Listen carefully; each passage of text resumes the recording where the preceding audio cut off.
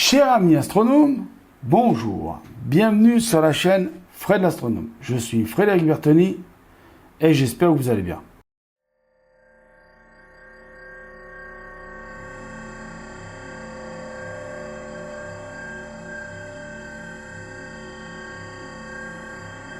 Donc une petite vidéo que j'ai eu l'idée de faire grâce à Gaming du 25 qui ce matin m'a mis donc tout plein de commentaires sur la dernière vidéo que j'ai faite et il m'a mis un commentaire qui dit: Fred l'astronome, tout me passionne dans l'astronomie. Petite question, pourquoi Vénus n'a pas de lune alors que la Terre en a une? Est-ce qu'elle est trop près du Soleil? Alors j'ai changé un peu sa question. Et dans ta question, donc Gaming de 25, si je peux me permettre en plus de dire, il y a aussi Mercure qui n'a pas de lune, donc de satellite naturel. Hein. Eh bien, je vais tenter dans cette vidéo de vous expliquer pourquoi. Alors, dans un premier temps, pour savoir pourquoi la Terre, elle a une lune, bah, c'est tout simple. Il faut déjà remonter très loin dans l'histoire du système solaire, donc de la naissance du Soleil et du cortège de planètes qui tournent autour, et dont la Terre. Donc on va revenir un petit peu sur l'histoire de la Terre. Quand elle est née, la Terre, elle est née comme toutes les autres planètes. Hein. Le Soleil s'est formé. Bon, on va pas revenir sur la formation du Soleil. Mais donc le Soleil, il a laissé des particules de poussière, de gaz, enfin tout plein de petites particules constituantes, quoi, qui constituent aujourd'hui nos planètes, dans la Terre. Et la Terre, donc, elle s'est formée par ce qu'on appelle par accrétion, c'est-à-dire les petits grains de poussière se sont collés les uns aux autres, ça a formé des graviers, les graviers se sont collés les uns aux autres. Et je raccourcis l'histoire, parce que sinon on en aura pour 2 heures, même pour plusieurs millions d'années, puisque ça a mis plusieurs millions d'années pour se former quand même, tout ça. Et donc, au bout d'un moment, la Terre a été formée. Donc voilà, elle avait pris tout ce qu'elle avait à prendre, elle s'était formée. Et à ce moment-là, elle était encore recouverte de lave. Parce que la Terre, vous savez que la Terre, elle a un manteau magmatique. Et ce manteau magmatique, à l'époque, eh ben, il n'était pas recouvert de croûte. La Terre n'était pas encore refroidie.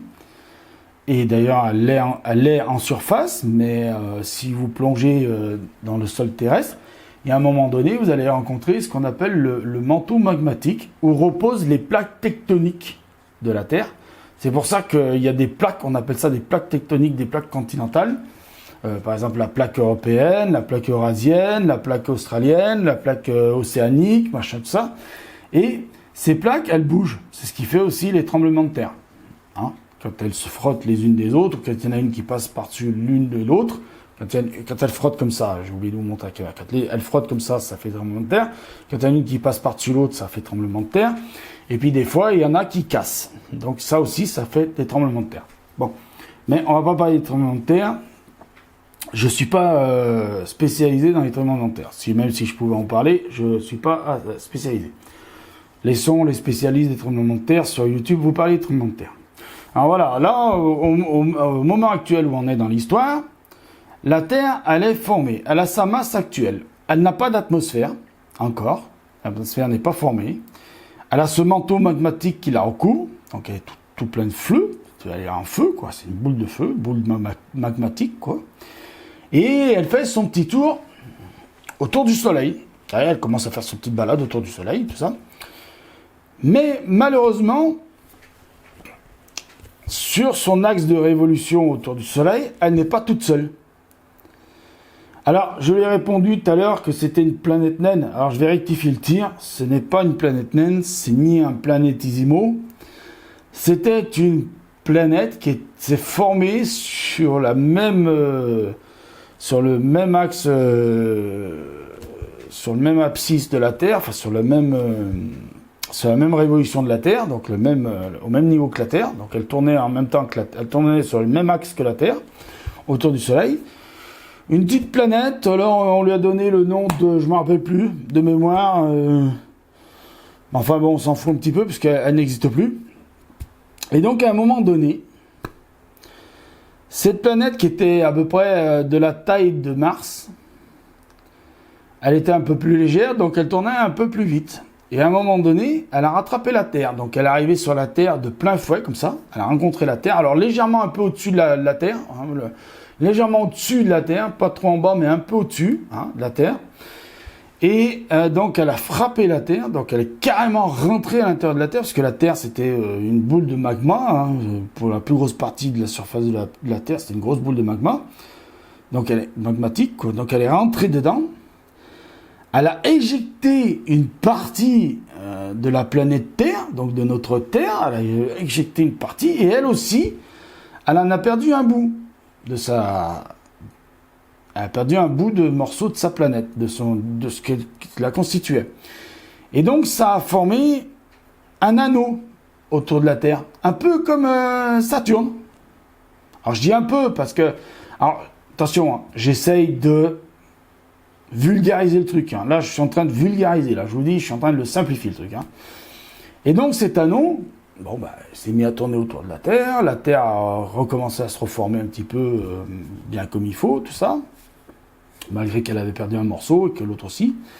Bon, elle s'est formée, machin, ça, voilà. Et puis, ce manteau, cet anneau, donc qui tournait autour de la Terre, à un bout d'un moment, a fait que les petits grains qui formaient ce manteau se sont agrégés entre eux. Par accrétion aussi, petit grain de poussière, comme la Terre s'est formée, petit grain de poussière, machin. Puis au bout d'un moment, ça formait un gros caillou, des gros cailloux, et puis les gros cailloux se sont attirés, parce que vous savez, la force gravitationnelle, quand vous avez un gros truc gravitationnellement qui attire l'autre, le plus petit, il est attiré par le plus gros. Et vice-versa, jusqu'à un moment donné où ça a formé une boule, pareil comme la Terre, une petite boule magmatique, mais bon, beaucoup plus petite que la Terre, beaucoup plus petite que Mars. Et donc voilà, la Lune a été formée. Mais elle était très près de la Terre au départ. Elle n'était pas collée dessus, mais elle était très près. Il faut savoir que la Lune, elle s'éloigne petit à petit de la Terre. Alors, je ne sais plus combien de centimètres, je crois que c'est 2,5 cm par an qu'elle s'éloigne. S'il y en a qui savent, qui connaissent le chiffre, enfin, je me suis peut-être trompé sur le chiffre, ils le diront dans les commentaires. Gênez-vous pas, je peux me tromper, je ne suis pas infaillible. Mais j'explique pourquoi la Terre a cette Lune. Donc la Lune qu'on a aujourd'hui, elle s'est formée comme ça. Elle s'est formée, alors la Terre, elle avait déjà quand même plusieurs millions d'années. On dit que la Lune, elle s'est formée quand la Terre avait à peu près presque 500 millions d'années. À peu près. Un peu moins ou à peu près. Mais là aussi, je vous donne un chiffre, mais tous ne sont pas encore tout à fait d'accord. Pour le moment, les chiffres, j'en parle pas trop parce que tous les scientifiques ne sont pas d'accord. Il y en a qui disent que non, ça s'est formé beaucoup plus tôt. Il y en a d'autres qui vont dire non, elle s'est formée beaucoup plus tard. Bon, mais là-dessus, je ne vais pas faire le débat. Je laisserai les scientifiques faire le débat eux-mêmes. Mais voilà. Donc la Lune s'est formée comme je viens de vous expliquer. Et alors ça explique pourquoi Vénus et Mercure n'ont pas de Lune, parce que elles avaient tout juste assez de matière laissée par le Soleil. Et puis, vous connaissez Vénus, qui est proche du Soleil. Alors, c'est vrai que tu dis, est-ce qu'elle est trop proche? Eh bien, ça jouerait un petit peu. Ça aurait joué un petit peu que Vénus aurait pris, et puis Mercure aurait pris la matière qu'il leur fallait pour se constituer en planète, mais que le Soleil aurait continué un petit peu à en prendre un petit peu, lui aussi. Laissez-moi encore un petit peu de matière aussi, je vais en prendre un petit peu. Donc, c'est vrai que là-dessus aussi, ça aurait joué sur le fait que la Terre n'aurait pas eu ce gros bombardement, quoi, qu'elle n'aurait pas été percutée par que Vénus n'aurait pas pu être percutée par une espèce de petite planète ou une planète naine, parce que Vénus est si vous voyez bien, Vénus est à peu près à la même taille, à quelque chose près, à la même taille que la Terre. Elles sont pratiquement jumelles au point de vue diamètre.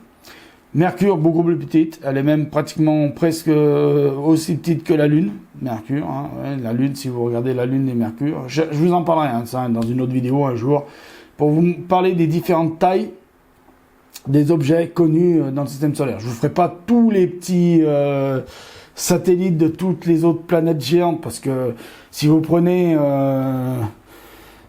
Jupiter par exemple, qui a 67 satellites connus, je vais pas vous faire la liste des 67 satellites connus de la taille différente. Hein. Je ferai les lunes les plus connues avec le Jupiter, machin. Je vous ferai une vidéo un jour comme ça pour vous expliquer les différences de taille. Hein, pour que vous compreniez bien que dans le système solaire, il y a petit, grand et très grand. Et puis alors, le mastodonte, le Soleil, qui est un petit soleil par rapport à d'autres étoiles. Mais pour notre système solaire, est un mastodonte. Donc voilà l'explication pourquoi Mercure et donc Vénus et Mercure, pourquoi elles n'ont pas de satellite. Alors, il y en a qui vont dire, oui, mais attends, Fred, Mars a des satellites, oui, Phobos et Deimos. Mais ce ne sont pas des satellites de Mars. Alors, ce sont bien des satellites de Mars, parce qu'ils tournent autour de Mars. Mais ce n'est pas des satellites qui ont été formés comme la Lune. En fait, ce qui s'est passé, c'est que les satellites Phobos et Deimos, ce sont des astéroïdes qui appartenaient à la fameuse ceinture d'astéroïdes, qui existe toujours, la ceinture d'astéroïdes, qui est entre Mars et Jupiter. L'explication des scientifiques, là aussi, pourquoi Phobos et Deimos tournent autour de Mars comme des satellites, c'est parce qu'ils seraient passés un peu trop près de Mars, et que Mars les aurait captés gravitationnellement. Donc c'est pour ça qu'aujourd'hui, ces deux cailloux, on va dire ça comme ça, hein, pour simplifier le schmilblick, tournent autour de Mars. Voilà, c'est l'explication la plus simple que je peux vous donner.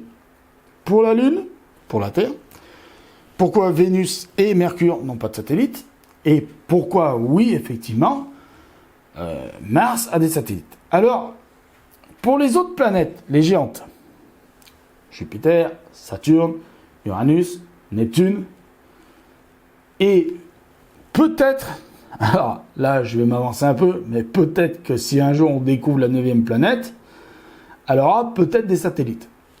À savoir que dans le système solaire, les planètes naines, vous savez que Pluton était une planète jusqu'en 2006, et que l'Union astronomique a décidé que ça deviendrait un planétoïde, c'est-à-dire une planète naine, hein, a un satellite.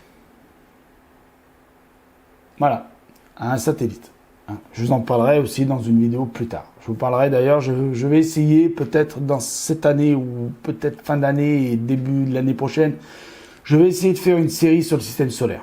J'avais dit que je la ferais, mais j'ai pas le temps au début de cette année de vous la faire, je vous la ferai. Donc voilà, je voulais juste faire cette petite vidéo pour vous donner l'explication du pourquoi, du comment, et répondre en même temps à la question de gaming du 25. Voilà. Donc voilà, mes chers amis astronomes, j'espère que cette petite explication, bon, elle va être un peu longue la vidéo, mais c'est pas grave.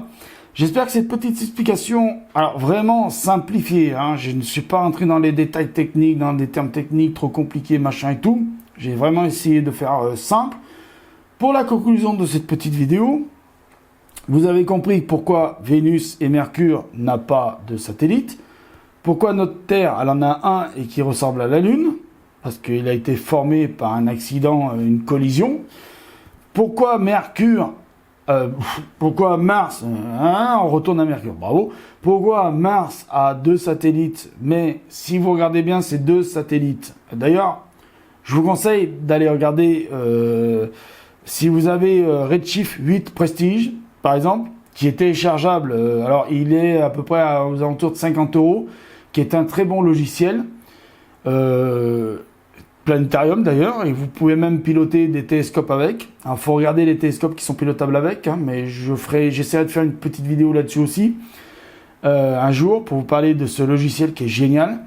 Vous verrez que la forme de ces satellites-là de Mars, j'en veux avec Mercure, de Mars, vous verrez que ces satellites-là ont la forme si vous regardez la ceinture d'astéroïdes, vous verrez qu'ils ont un peu la forme des cailloux de la ceinture d'astéroïdes.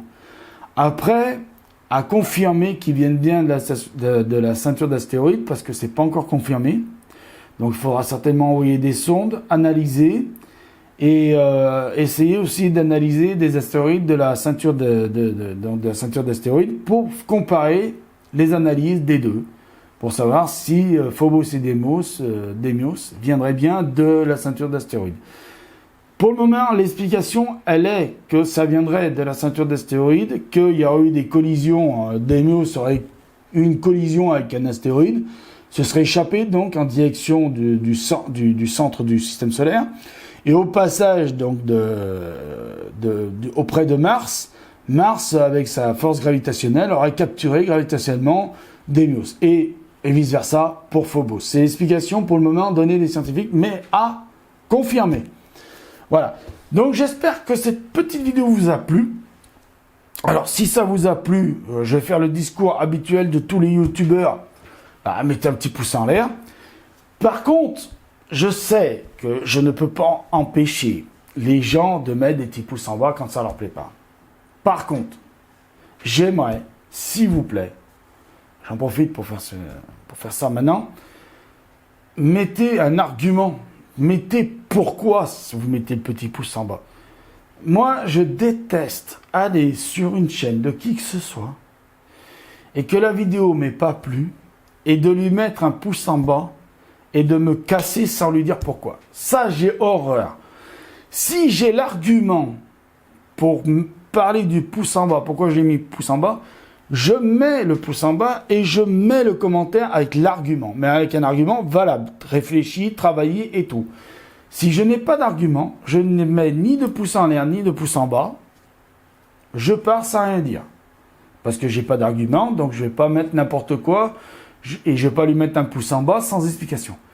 Donc moi, voilà, vous allez dire t'es trop gentil Fred, peut-être, mais moi j'aimerais bien qu'on fasse ça comme ça sur ma chaîne. S'il vous plaît, si ça vous plaît pas, mettez-moi pourquoi. Petit pouce en bas, mais mettez pourquoi. Voilà. Alors si ça vous plaît, mettez le petit pouce en haut et puis mettez les commentaires. Et n'hésitez pas à partager mes vidéos. Je le dis, mais je le mets dans les synthés en bas. Voilà. Et donc maintenant, vraiment pour finir avec cette vidéo, je voudrais en profiter pour faire une petite dédicace à une chaîne que j'ai découverte il n'y a pas très longtemps, que j'ai découverte grâce à un autre youtubeur. Je vais dire son nom, même si pour le moment on a l'air d'être un petit peu en froid, mais bon, moi de mon côté je suis pas en froid avec lui. C'est lui qui pense que je suis en froid. C'est Skyray qui m'a fait découvrir cette petite chaîne, petite pour le moment, mais j'en suis sûr qu'elle va grandir de fou. C'est la chaîne de Speizu. Alors, Speizu, je vous mettrai le nom comme il faut parce que je le prononce peut-être mal. Speizu est un youtubeur qui est arrivé il n'y a pas très longtemps sur YouTube. Et je dis bien le mot youtubeur parce que moi ça m'a fait très mal le jour où j'ai vu sur un direct, j'étais en train de regarder un direct et il y en a un qui mettait Fred l'astronome n'est pas un youtubeur. Je suis peut-être pas un youtubeur qui a des millions d'abonnés, mais je suis un youtubeur comme Speizu, c'est un youtubeur. Alors allez-y sur sa chaîne parce que en ce moment, alors peut-être que ça ne vous intéressera pas, mais moi ça m'intéresse et si je vous en parle c'est parce que je sais peut-être qu'il y a des gens qui s'intéressera. Il est en train de faire une série sur les navettes spatiales américaines qui est un petit bijou. La série qu'il fait en ce moment sur les navettes spatiales, c'est un petit bijou. Il y a je ne sais plus combien de numéros. Je le fais en direct, hein, vous voyez, je prends mon temps pour le faire. Je vais essayer de vous retrouver sa chaîne qui doit pas être très très loin. Ah, d'accord. Ok, je vais pas la retrouver comme ça, sa chaîne, zut. Ah, c'est dommage parce que... alors, il fait une série en ce moment sur les navettes spatiales. Je vous conseille d'y aller parce que c'est vraiment un petit bijou. Et oui, j'ai appris des choses. J'ai appris pas mal de choses grâce à lui. Alors, je retrouve pas sa chaîne. Pourtant, j'y suis abonné. Je devrais la retrouver. Et je ne la retrouve pas. Oh, là, ça m'embête. Ah, elle est là. Voilà, elle est là. Donc, il en est au numéro 3. Donc il y a, je vais vérifier quand même, oui, numéro 3, donc, alors, je vous dis un petit peu, il a fait Falcon Heavy, il a fait Ariane 6, il a fait le planeur spatial, il a fait Astérix et les diamants, il a fait Spices Falcon Ivy, et là il a fait 3 vidéos sur Columbia, navette spatiale, qui est le premier numéro. Il a fait aussi Challenger, navette spatiale, c'est le 2e numéro, et le 3e numéro c'est Discovery, navette spatiale. Et je peux vous dire un truc, c'est génial. C'est un petit bijou d'information. Ça dure en moyenne 2,54. C'est pas très long, mais c'est vraiment un petit bijou. En plus de ça, c'est un garçon qui est très bien parce qu'il a demandé des conseils. Je lui en ai donné qu'un seul. C'était sur son intro de début. Je la trouvais légèrement un peu trop longue. Il l'a raccourci. Je ne sais pas si c'est grâce à moi ou pas.